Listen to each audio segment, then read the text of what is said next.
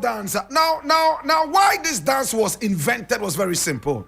Now, the gods were very angry with the men of a village, of a Dakomba village, because they were mistreating their women. And therefore, the gods decided that they were not going to send down any rains. So the whole place became very, very, very dry with a drought. Now, the gods would only listen to the women. So the men came home and decided to speak to their women and beg them. But the women had also come together that they will not listen to their men because they were mistreating them. So the men decided to dress like women.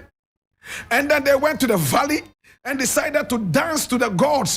And they deceived the gods that they were women when they were actually men. So when you watch Bamaya, it's men who dress like women. That is the story of Bamaya. And when they dance, they put their one foot in the ground like that, boom, in the sand, and try to pull it out, and the story is very simple. It began to rain. Immediately they started to dance. The gods were deceived that women were happy and therefore sent down the rain. But the valley became very cold and muddy. So as they were dancing, their feet were difficult to move around because of the mud. So when people are dancing Bamaya, just watch their legs. You will see that they are trying to move them, like forcibly take them out of the mud. Oh my God, tradition is sweet. Now, this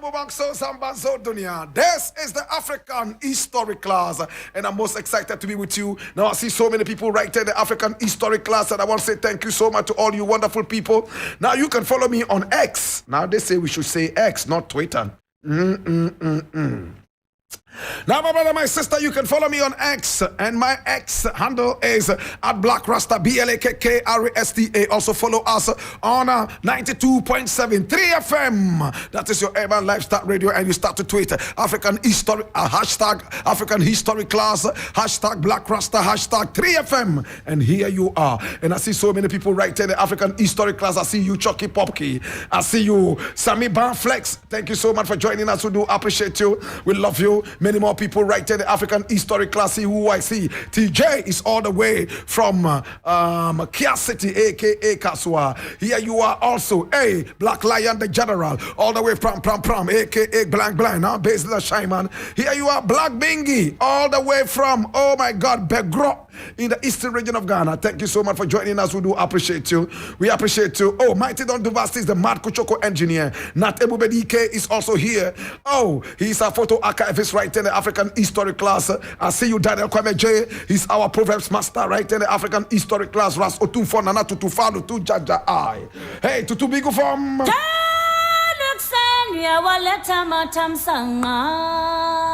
Ras Osaje Fuduabil Tindandoro Gumadoro Yinzorbil. This it's you. Oh my God, have mercy. And I'm most excited to see you right there in the African History class. See who I see. Many more people right there in the African History class. Hey, can you see the former First Lady of Ghana? I'm talking about Nana Konadu Agyemang Rawlings. She just entered the class alongside former President John Dramani Mahama. Thank you so much. Please sit down, please. Thank you. We appreciate you. Many more people right there in the class. Oh my God. I appreciate all of you, you gentlemen. I appreciate all of you kings and queens. We appreciate you and we love you. Many more people right there in the African History class. Can you see who I see? Oh, I see so many ambassadors in class. Mali, and I also see the ambassador for South Africa. What? High Commissioner. Okay. All right. Thank you so much. We appreciate you and we love you. Many more people right there in the African History class. I see you, Kwesi Stephen Mawuli. Thank you for joining us, KSM. We appreciate you and we love you. Oh my God. Can you see who I see? Oh God have mercy. Oh my God. Sit down. Senior Man Pam is right there in the African History class. Thank you so much. Black Bingy, sit down too. Oh my gosh. Oh my God. Can you see this? Thank you so much, Black Bingy. Sit down. I appreciate you. Hey, I see you last Kobe. You're a trotro driver inside our shit. Thank you so much for joining us. We appreciate you and we love you. Many more people right there in the African History class. And I want to say, who is this lady? I know you somewhere. Dinah Asamoah. Oh my God. What are you doing in my class? Anyway, so thank you so much for joining us. We appreciate you. Keno Foriata. Oh my God.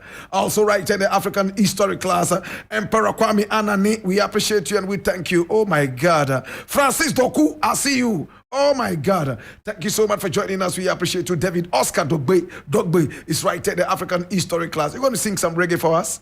All right. Thank you so much for joining us. We appreciate you. Now, if Kwesi Stanza, I see you too. Thank you. We appreciate you. Now, hey, Professor Tutankhamun, thank you so much for joining us, Prof. Long time no see. How are you doing? Thank you for joining us, Professor Tutankhamun. This King Legacy, hey, King Legacy is right there in the African history class. Hey, King Legacy, that is Kweku Legacy, is right there in the African history class, and King Legacy is also here. I see you, Inusa Mohammed, aka Mazi Okoro. I see you, Buhari, the AC specialist. Oh, wonderful people from Nima. I want to say thank you so much to all you wonderful people. This is the class.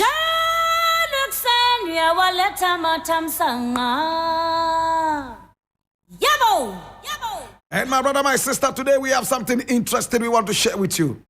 Today we are telling you the true story of the first blacksmith in a Kropong. The first blacksmith in a Kropong. The same first blacksmith in a Kropong was the first man to bring us cocoa that survived all the vicissitudes of the weather here in Ghana.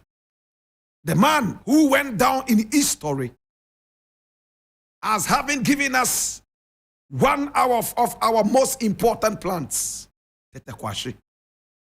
Today, I have the honor to talk about the cocoa man of Ghana, the cocoa man of Africa. And I'm most excited to tell you the deep story of Tetekwashi. You have never heard this story this deep. And we're going to go deep.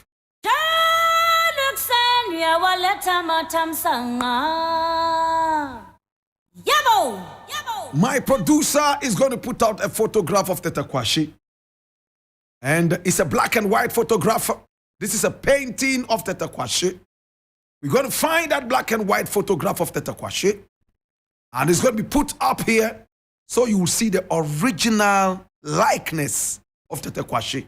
It is not very, very, very clear.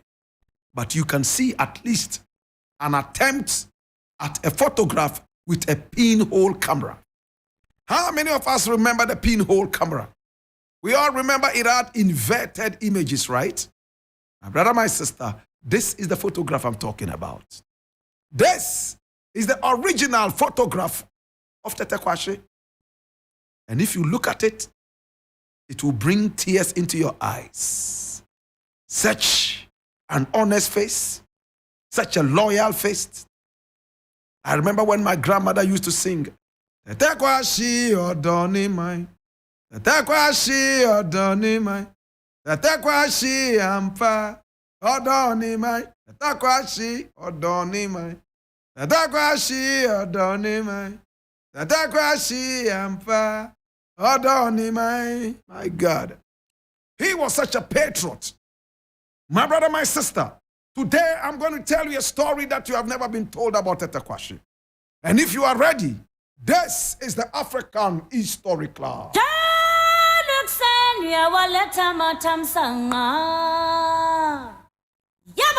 Now, Tetekwashi was born in Teshin. Tetekwashi was born in Teshin. That was where he was born. His father was a farmer. And his mother was a trader. My brother, my sister, and they were stark illiterate. They had never been to school.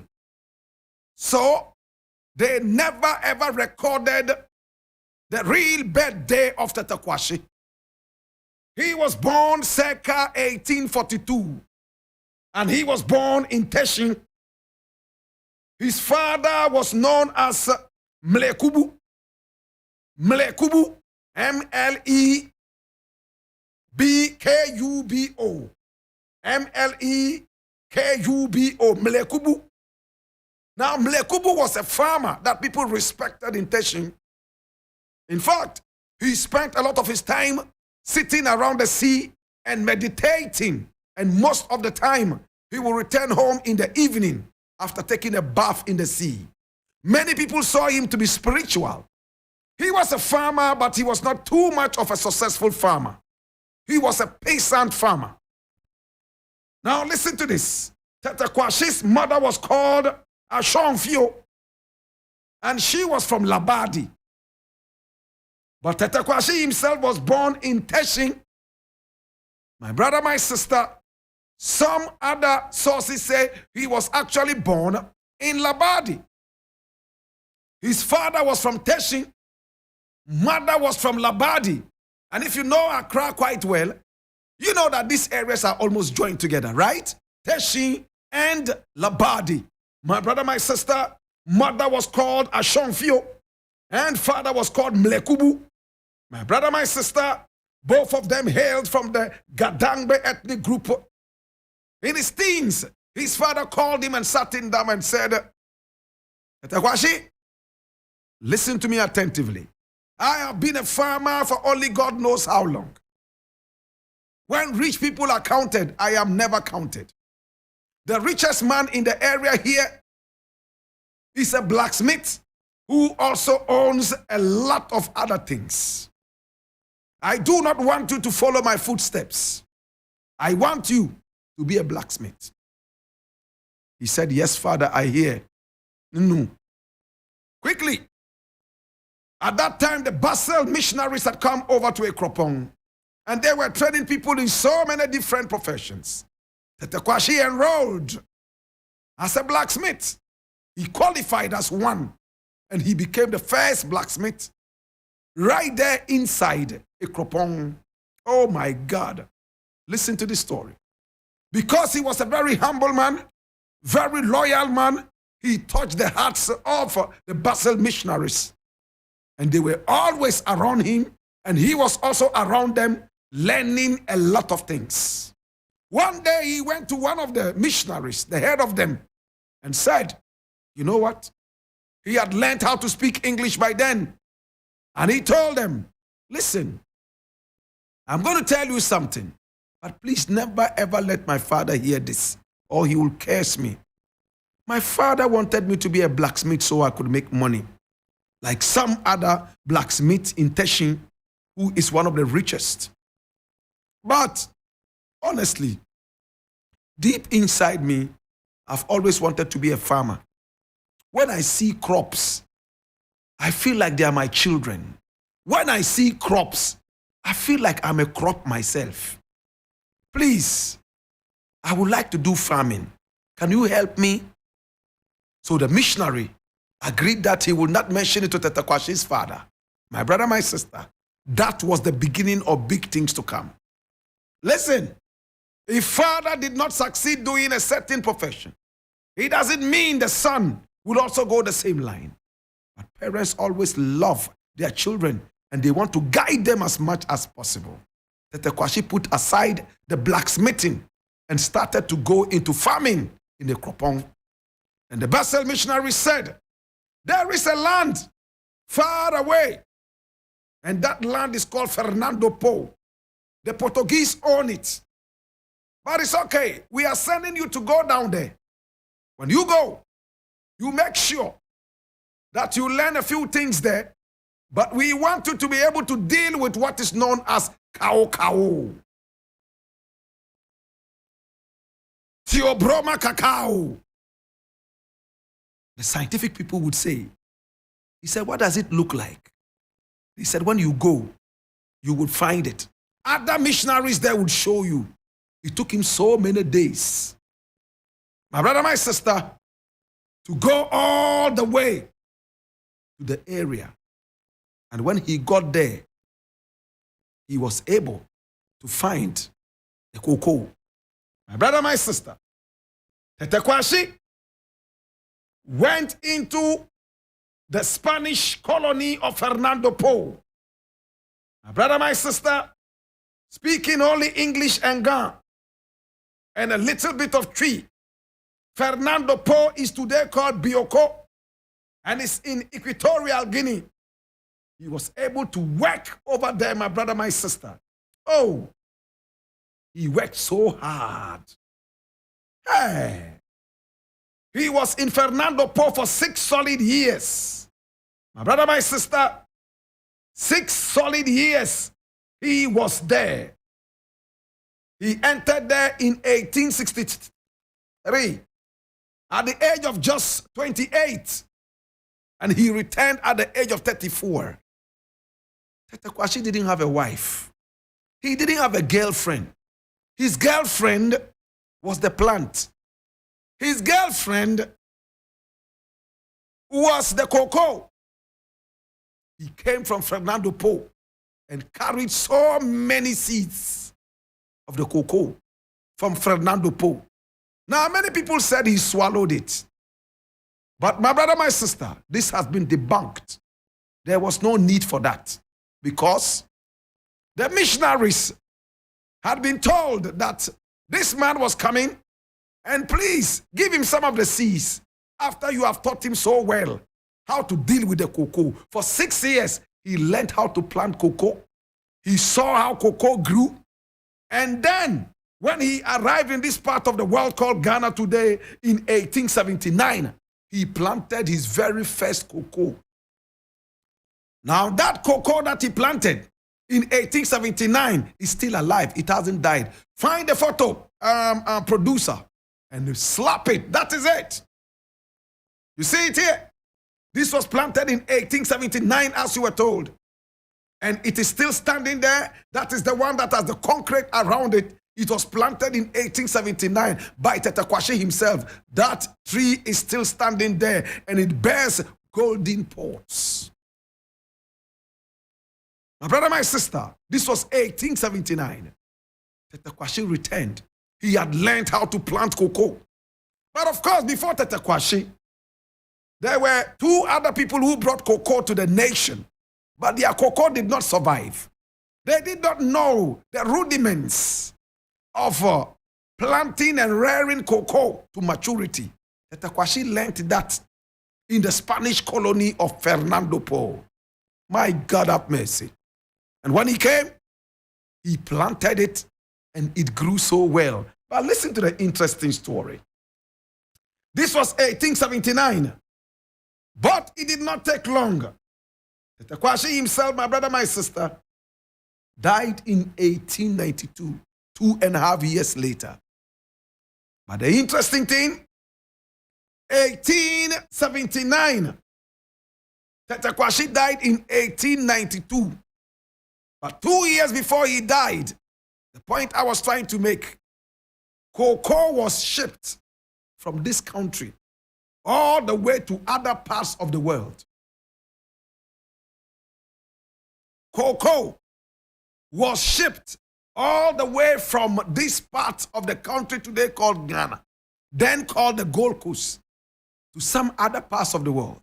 In fact, our cocoa in Ghana was sent to Nigeria so it could be planted there. It was also sent to Sierra Leone. Why Nigeria and Sierra Leone? Because at the time, it was the British that had colonized this country, and these were British colonies. Funnily, or interestingly, or bizarrely, look at what happened. The cocoa in Nigeria had a whole different taste. Never as sweet as the Ghana cocoa. The hope was on the one in Sierra Leone. And when they checked it out, no, it was not also as sweet as the Ghana cocoa. My brother, my sister, see what happened now. Tete Kwashi's cocoa grew bigger and better. Tete Kwashi did not live long anymore. He only lived 2 more years to see the cocoa shipped in 2 bags, 2 big bags, which they carried outside the country or the ship. Ghana's cocoa was the best, and up till now, is still the best. From that time, from 1910, listen attentively, when Kwame Nkrumah was only 1 year old, up till 1980, 70 years, Ghana cocoa became the best and the sweetest, and Ghana controlled the cocoa trade in the whole world until 1980. For 70 years, Ghana monopolized it. how did Ghana lose its first position and to which country? It lost it to the Ivory Coast, and it was because of bushfires. People who were looking for a Akrantie, others who were looking for, I don't know, some other things in the bush, set the bush on fire, and it burnt a lot of Tetequashie's cocoa. From that time, Tetequashie's cocoa has been struggling in Ghana, albeit in second position and still the sweetest cocoa in the world. My brother, my sister, Tetequashie, I said, only lived 2 years to see the commerciality of his cocoa. My brother, my sister, it was first sent to Nigeria and also sent all the way to Sierra Leone. And then 2 bags of Tetequashie's cocoa were sent all the way to Brazil. But anywhere Tetequashie's cocoa was planted, the land did not support the sweetness that it gave to the Ghana cocoa, and it became the #1 cocoa in the world. My brother, my sister, now listen to the interesting thing.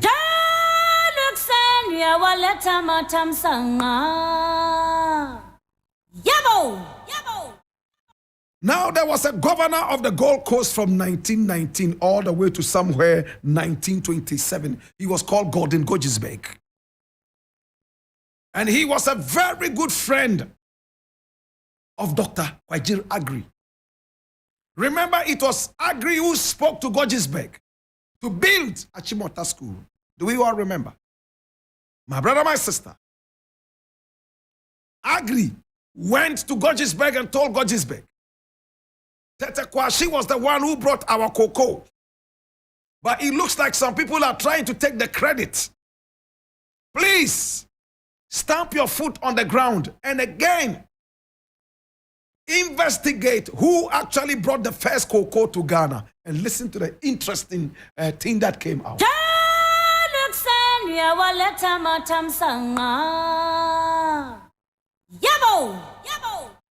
My brother, my sister, there was a colonial Gold Coast judge by name William Bradford Griffiths. He was a judge from 1858 all the way to 1939, my brother, my sister. Hear me now. This man here, his father was a Gold Coast governor, and his name was Sir William Bradford Griffiths. He was a governor of the Gold Coast in 1880. My brother, my sister, until 1885, 5 years. Sir William Bradford Griffiths. He gave his son the same name, my brother, my sister. And listen to what happened. He was the one who insisted that his father should be given the credit because his father was the governor at the time that cocoa was brought all the way from Fernando Po into the Gold Coast. So his father was the one who played the biggest role. When Goggisberg investigated it, it came to pass that this man, the governor, did not even know anything about the cocoa until it was time to export it in 1891. My brother, my sister. So the investigation rebuffed and cancelled the proposal that the governor was the one responsible for it. Historians at the time also recorded that it was Tetequashie who brought it. And for that matter, Aggrey pushed Goggisberg to recognize and to also reward Tetequashie's children who had died at the time that his cocoa was making so much waves all over the world and earning a lot of money for the Gold Coast.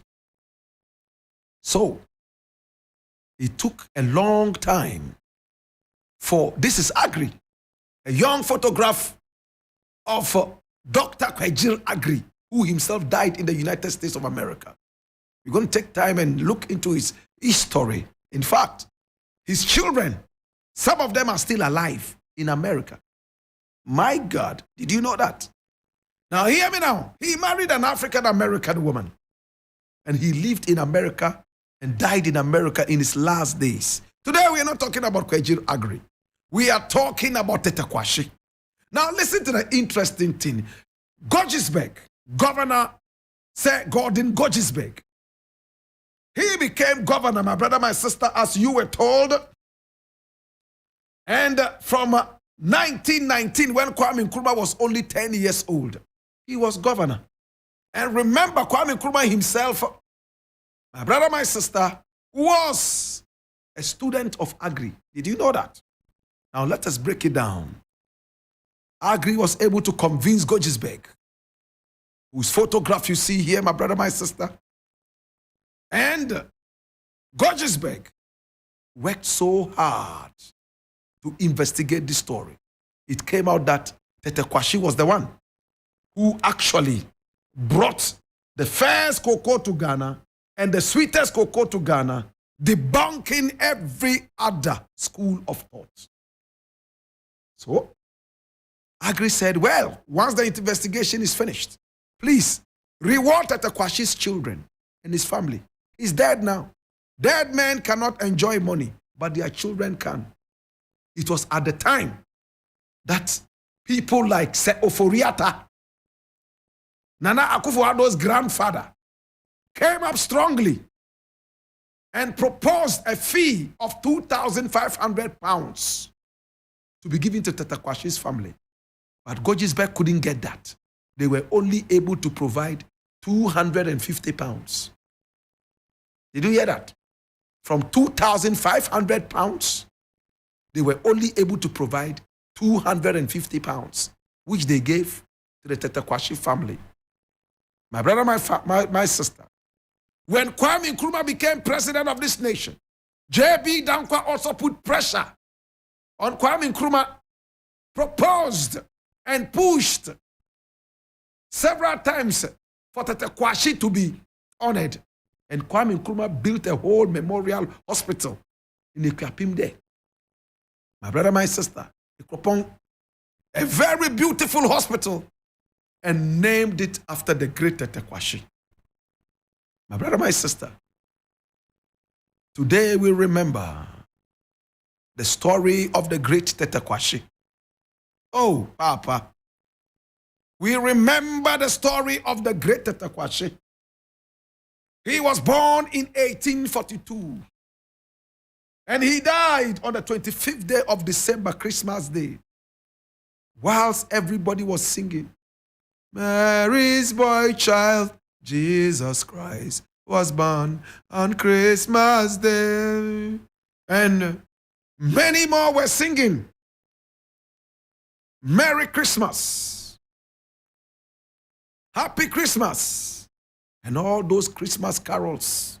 My brother, my sister, he drifted away quietly in death in the evening of Christmas. This is the hospital that Kwame Nkrumah built for him. And when you go in there, it's such a beautiful, natural hospital. And you even find some cocoa trees in there. Today, we remember the man who gave us one of our major export crops right here in Ghana.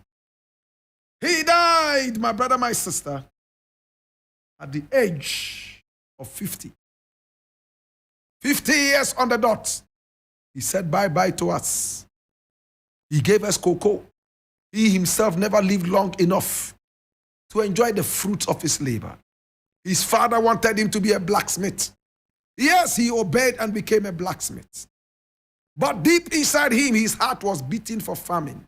And he said, anytime I come around crops, I feel like they are my babies. Tete Kwashi would water his crops even in the night. He would wake up and say, I'm hearing the voice of my crops. It looks like I have to go talk to them. And we'll go into the bush.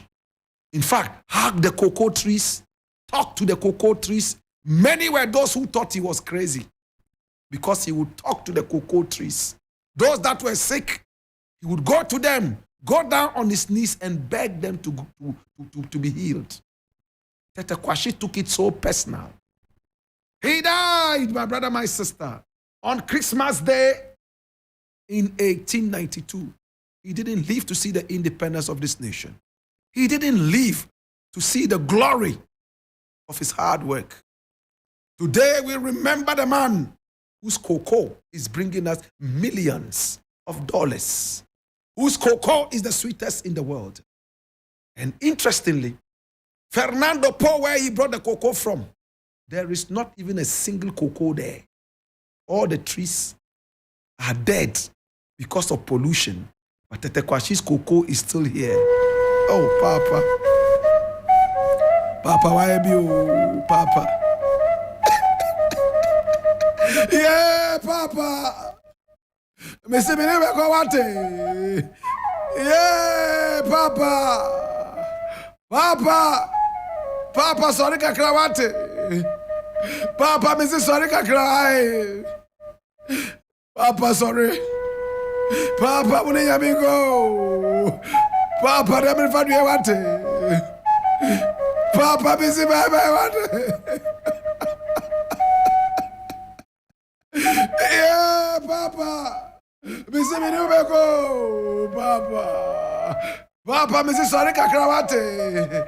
Papa, sorry Kakrawate. Papa, sorry wate. Papa, Minubeko. Papa, Minubeko. Yeah, Papa. Papa, Minubeko. Minubeko wate. Papa, Minubeko. Papa. Yeah, Papa.